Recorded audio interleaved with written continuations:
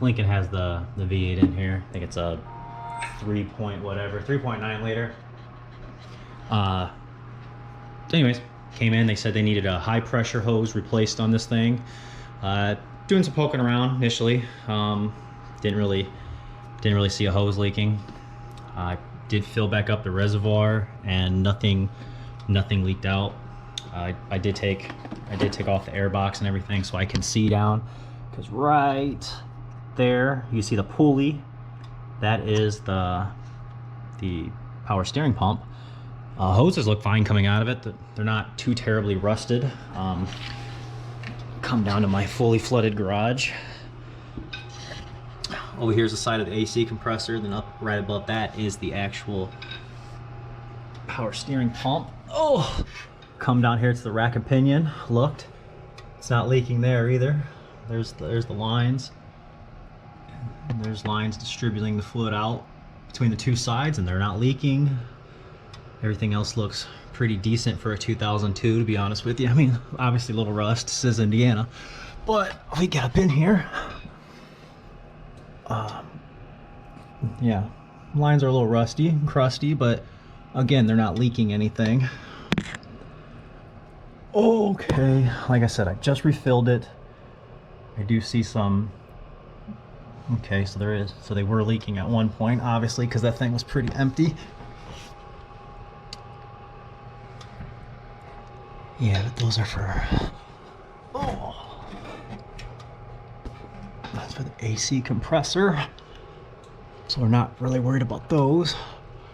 Okay, this hose is pretty nasty looking.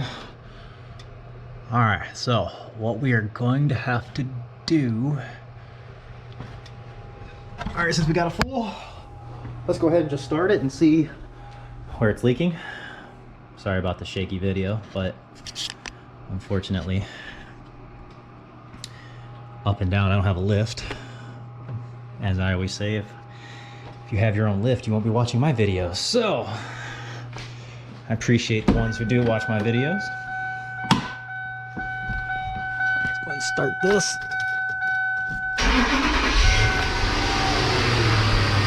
All right, I'm gonna come back down here.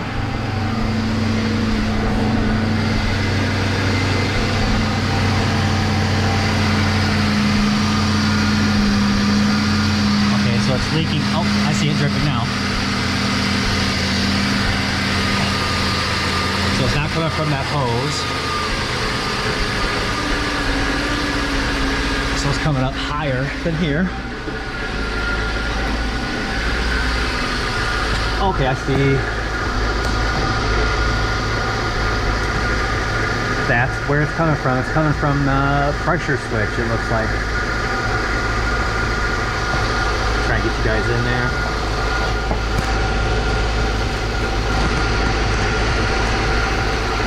Right there's the switch, and all that fluid is coming down off top of there. Let's go ahead and shut the car off. Okay, well, yeah, it's definitely leaking. And that thing's gonna be a bee to get to. I will tell you that. So, first things first, let's go update the customer. See if I get the job. If not, I'm out a small diagnostic fee. All right, so we have that pressure switch.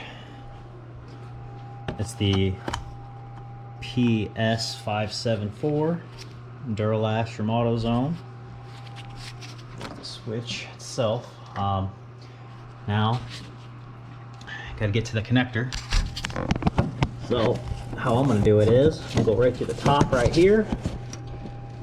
There's, you can see it right there with that wire. Probably not gonna be able to show you much else, but because I can't see it. I'm just doing it by feel.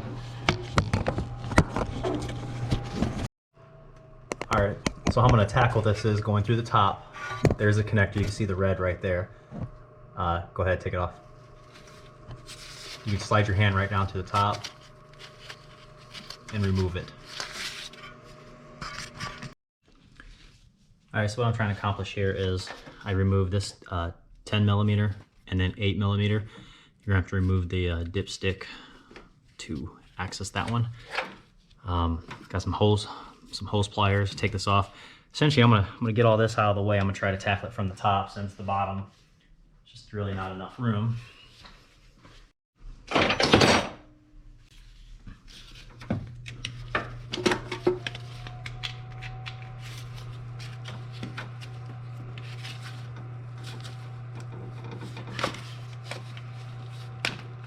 There we go.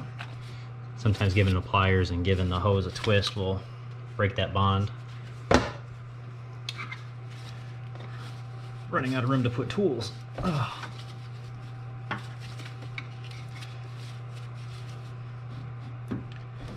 Sucks is I just so happened to fill this thing up trying to check for leaks.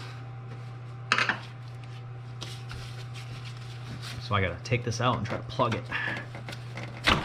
Like that, and then plug it.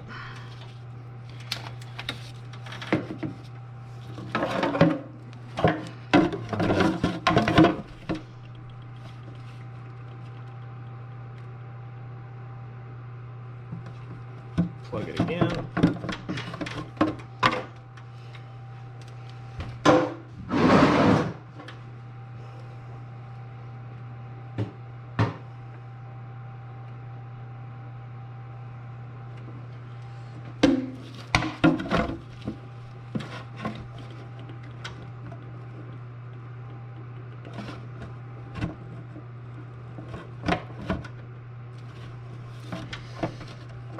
We're gonna put all brand new fluid in here, so give it a nice flush.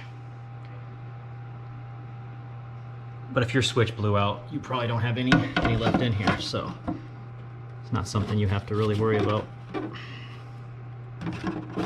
Okay, so that is that. All right, try to get this hose tucked up out of the way.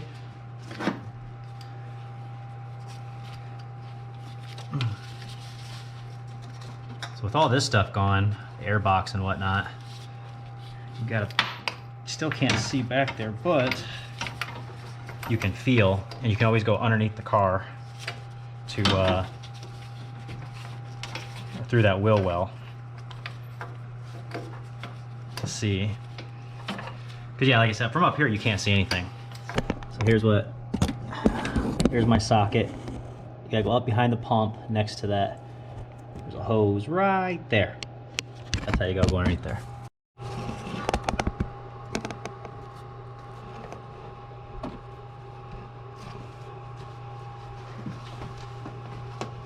Alright, so what you're gonna do, since you're watching this video before, which I'm gonna order right now, but is to buy a 3/8 ratchet that's like 10 inches or not longer. That's gonna help you with this process.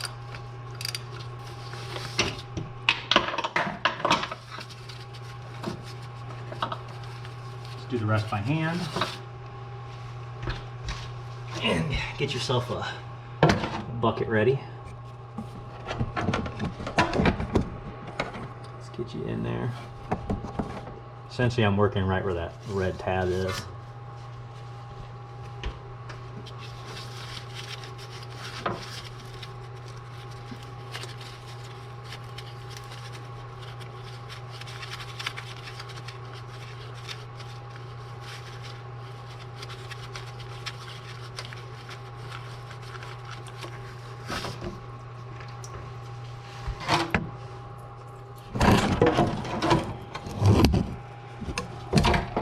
Alright, out with the old.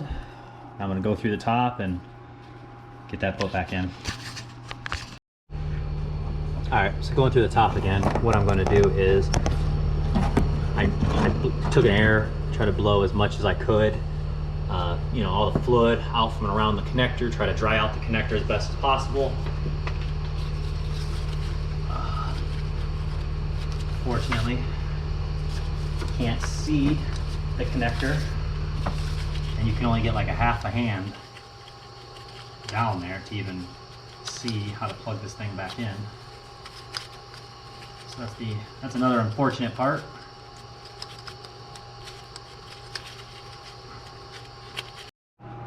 All right, got it back on. So let's get all this stuff put back together.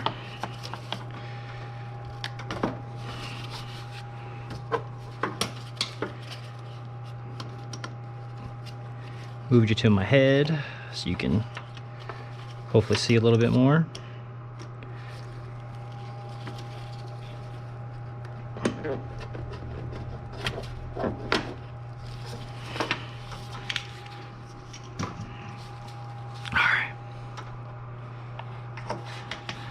Like I said, long 10mm goes up top.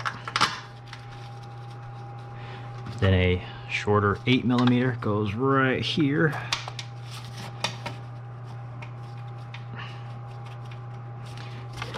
Here's my new Milwaukee. Thanks for the ones who took part in my survey.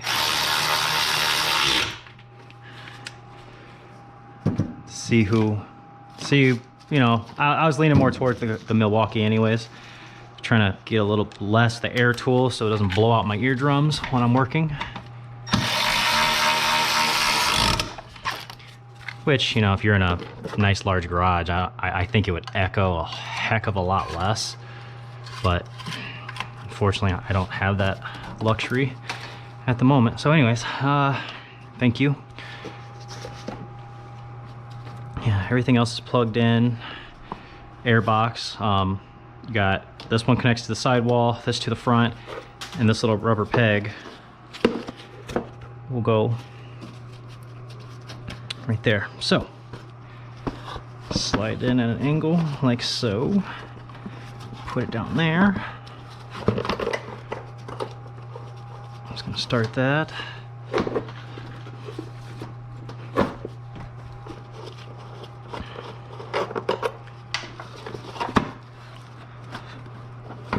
Man. Come on, there we go. Like I said, I had to slide it down in there.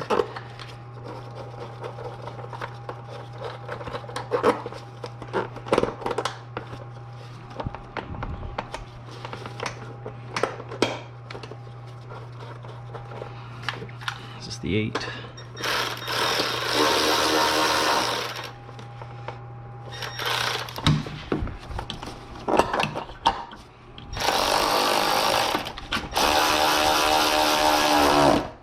Done. Okay, just want to double check, make sure that's seated in there properly. Which now it is. All right.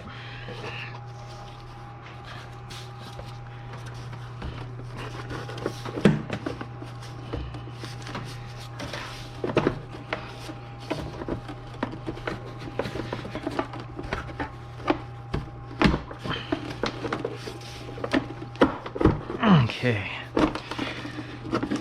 get it on the bottom first.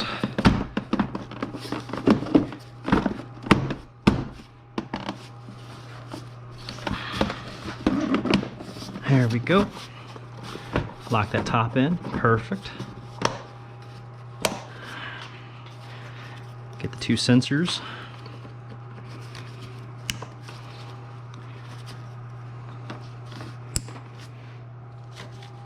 All right, yeah, it's really all held together at the top. This plastic piece was actually not really secured when I got it, but it does fit up and under here. Seems like it's missing all the push pins, so I think somebody, obviously at some point, was playing with that. So I'll see if he wants to pay for some more push pins. If not, it's secured enough. So that's it. Now it's time to just start it and see if it still leaks. Once we refill it with just your standard power steering fluid. Now with the car on, we're going to take a look up there. As you can tell, there's no more leak. There's a nice, easy, cheap fix. There's the new sensor. And now we're just rotating the wheels left and right with the cap off to try to bleed the air out. There's going to be a lot of air in here. So it might take a little bit, but start seeing all that. It'll get nice and milky. Like I said, I'm gonna do a full drain and get them all brand new fluid.